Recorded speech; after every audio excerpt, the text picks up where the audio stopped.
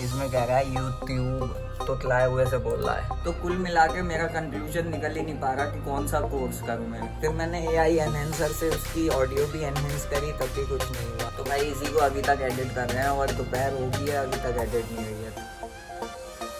तो हमने कंप्यूटर की स्क्रीन खोल ली है और जाते हैं अपना यूट्यूब स्टूडियो में।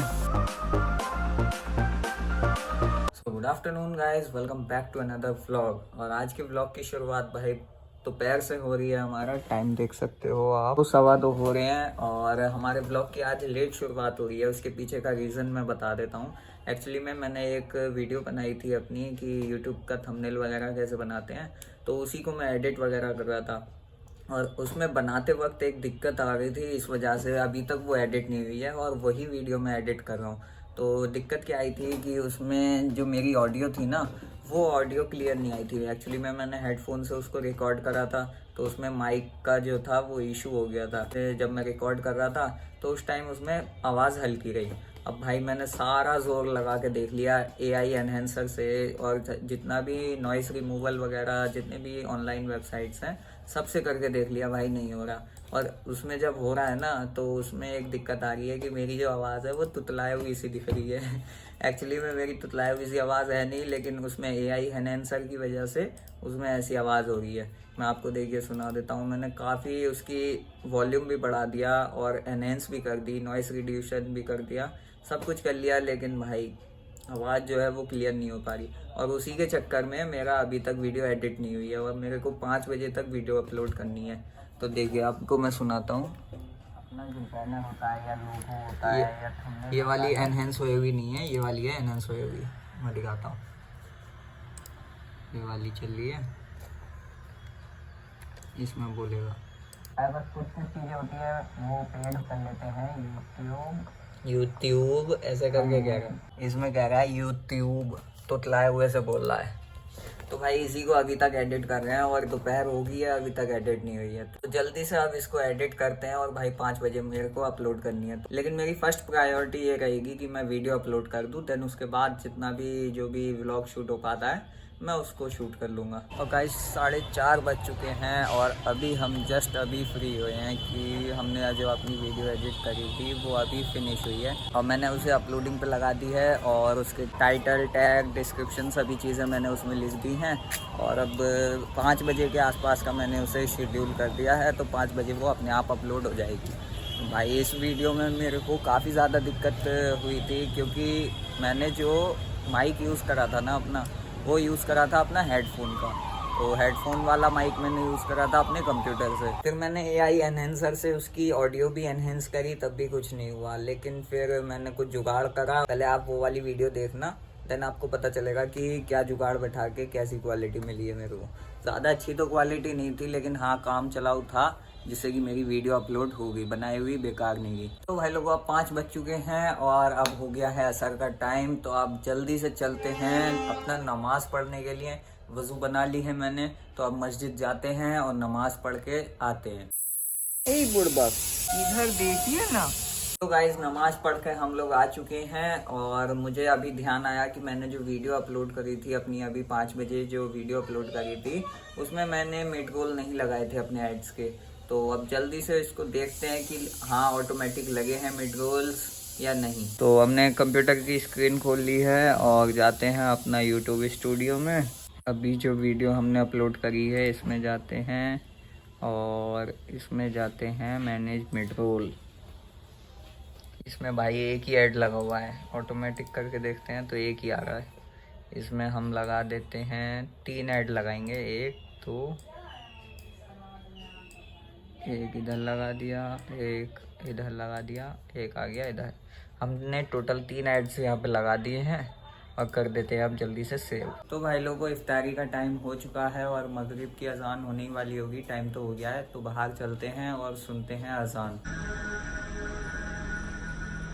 तो गैस अब बज रहे हैं रात के 11 और अभी हम बैठे हुए थे कंप्यूटर पे और देख रहे थे कि भाई 12th तो हमारा होने वाला है। एक्चुअली में इस साल हमने 12th के एग्ज़ाम्स दिए हैं, तो उसका रिज़ल्ट आने के बाद हमें करियर ऑप्शंस भी देखने होंगे कि क्या क्या करना है। तो वही देख रहा था मैं, आज बैठा हुआ सोच रहा था कि हाँ भाई क्या करना है, अपने आप से ही पूछ रहा था मैं तो मैंने यूट्यूब पे थोड़ी बहुत रिसर्च करी और देखा, तो भाई ये ग्राफिक डिज़ाइनिंग और वेब डिज़ाइनिंग ये सब चीज़ें मैं देख रहा था, तो मेरे को समझ नहीं आ रहा भाई क्या करना है। मैंने काफ़ी ज़्यादा वीडियोस भी देखी कि हाँ इसमें करियर ऑप्शंस हैं या नहीं हैं, और वेब डिज़ाइनर बन के आपको कितना भाई माइंड फ्रस्ट्रेट होगा, या ये सब चीज़ें भी मैंने देखी है। लेकिन भाई मेरे को फुल्ली अभी क्लियर नहीं हो पा रहा हूँ कि कौन सा कोर्स करना मुझे बेहतर रहेगा, और ये कोर्सेज बेहतर रहेंगे भी या नहीं रहेंगे। मैं और ऑप्शंस भी देख रहा हूँ, जैसे कंप्यूटर की लाइन में और भी कोर्सेज होते हैं। तो भाई करियर ऑप्शंस को लेके मैं अभी फुल्ली कंफ्यूज्ड हूँ, तो मेरे को समझ नहीं आ रहा। एक्चुअली में मैं आप लोगों के साथ सारी चीज़ें शेयर कर देता हूँ कि मेरे साथ हुआ क्या। एक्चुअली में मेरा प्लान था नीट करने का, लेकिन मैंने ड्रॉप कर दिया। तो उसके पीछे का रीज़न है वो मैं आपके साथ शेयर कर देता हूँ कि हाँ भाई मैं नीट क्यों नहीं कर रहा। देखो भाई, सब लोगों को पता है कि हाँ 10th के टाइम पे कोरोना काल था और सब फ्री में पास हुए थे। 11th का भी ऐसे ही था कि भाई ऑनलाइन क्लासेस चली थी, ऑनलाइन सब कुछ चला था। उस टाइम पे पढ़ाई का लेवल बिल्कुल ज़ीरो हो गया था, ये मान लीजिए आप लोग। तो अगर आपका 11th-12th बेसिक जो है वो आपका क्लियर है तो आप नीट निकाल लोगे आराम से। लेकिन अगर वहीं आपका बेसिक कमज़ोर है तो आप नीट नहीं निकाल पाओगे। इसी वजह से मैंने अपने आप को चेक करने के लिए, जब मैं 12th में शायद आया था, लेटेस्ट मेरा 11th के एग्ज़ाम्स हो गए थे, रिज़ल्ट आ गया था मार्च या मई के आसपास। नीट का मेरे को एग्ज़ाम देना था, मैंने फॉर्म वगैरह फिल कर दिया था कि 12th अपीयरिंग वाले भी फॉर्म भर सकते हैं। तो उस टाइम हमने फॉर्म फिल कर दिया था। तो 17 जुलाई को हमारा एग्ज़ाम था नीट का। दिल्ली गया था मेरा सेंटर, मुरादाबाद भी मैंने फिल करा था, लेकिन दिल्ली गया था मेरा सेंटर। और उस टाइम पे मेरे प्री बोर्ड्स चल रहे थे 12th के। फर्स्ट प्री बोर्ड उससे पहले ही था, संडे को, जैसे देखिए मेरा नीट का एग्ज़ाम है, मंडे को मेरा फर्स्ट प्री बोर्ड था 12th का। तो उस टाइम पे मैंने चेक करने के लिए ऐसे ही डाल दिया था फॉर्म, और एग्ज़ाम भी दे के आए थे हम दिल्ली में। तो उसका जब रिज़ल्ट आया था ना, ये समझ लो मैंने कुछ भी नहीं पढ़ा था, बिना पढ़े पूरा और नीट का वो मैंने एग्ज़ाम दिया था। तो उस टाइम मेरा जो रिज़ल्ट आया था उसमें मेरे आए थे 720 में से 120 नंबर। और मुझे पता था कि हाँ भाई बिना पढ़े इसमें कुछ नहीं होने का है। वो भी सिर्फ मेरे जितना मैंने 10th तक या 11th तक पढ़ा था उसके बेस पे आए थे मेरे 120 मार्क्स, वो भी बिना पढ़े। और लगा के मैं सभी आया था, क्योंकि निगेटिव मार्किंग थी उसमें ज़्यादा कटे थे मेरे। तो 120 के अप्रॉक्स आ गए थे मेरे बिना पढ़े। लेकिन फिर मेरा दिमाग घुमा कि हाँ भाई जब 120 आ रहे हैं इसके लिए पढ़ना भी पड़ेगा फिर। और पढ़ने के लिए आपको 1 साल 2 साल ड्रॉप भी करने पड़ सकते हैं, आपको इसकी तैयारी भी कर सकती है, क्योंकि बिना नीट के आप कोई भी कोर्स नहीं कर सकते। जैसे अगर आपको MBBS की सोचो या डॉक्टर वगैरह की सोचो, तो आपको बिना नीट के कुछ नहीं होने वाला है। और अगर पूरा साल आप मेहनत कर रहे हो सिर्फ नीट के लिए, और वही नीट आपका क्लियर ना हो, तो भाई पूरा साल बर्बाद है। इसी वजह से मैंने दूसरे कोर्सेज की तरफ देखी कि हाँ भाई अगर 1 साल आपको दे रहे हो तो वो गारंटीड आपको ये तो दे रहा है कि हाँ आपको जॉब्स मिल जाएंगी, इंटर्नशिप करने मिल जाएगी और सीखने को मिल जाएगा, आपको गारंटीड तो है। लेकिन नीट में अगर आपका खुद को यकीन है और एग्ज़ाम में कुछ भी करके आ रहे हो और उसमें अगर तुम्हारे मार्क्स नहीं आए, तो भाई तुम्हारा पूरा 1 साल खराब, सिर्फ नीट की वजह से। एक एग्ज़ाम आपका पूरा साल बर्बाद कर देगा। इस वजह से मैंने अपना नीट का आइडिया जो है वो ड्रॉप कर दिया। और मेरे को ये सब चीज़ में इतना इंटरेस्ट भी नहीं था, सच बताऊँ तो। कि मैंने 12th करने के लिए ही बायो ली थी। मैंने कहा कोई इरादा नहीं था कि हाँ भाई मैं डॉक्टर बनूंगा या नीट, मेरा कोई भी इरादा नहीं था। लेकिन हाँ जब देखा कि भाई हाँ हम कहाँ स्टैंड कर रहे हैं, तो मैंने नीट का आइडिया ड्रॉप कर दिया बिल्कुल। मैंने सोचा और कोर्सेज की तरफ हम ध्यान देंगे। तो अब 12th के एग्ज़ाम्स तो हमने दे दिए हैं, अब यही दिमाग में आ रहा है कि कौन सा कोर्स बेस्ट रहेगा हमारे लिए। तो हमारा बैकग्राउंड जो है वो आर्किटेक्ट एंड इंटीरियर डिज़ाइनिंग वगैरह का ही है। तो मैंने सोचा है कि हाँ भाई इसी लाइन में घुस जाते हैं। वैसे भी हमको कोई प्रोफेशनल कोर्स करना है, साथ साथ ये भी लेके चल लेंगे। लेकिन जितना आसान मैं सोच रहा हूँ उतना आसान ये है नहीं।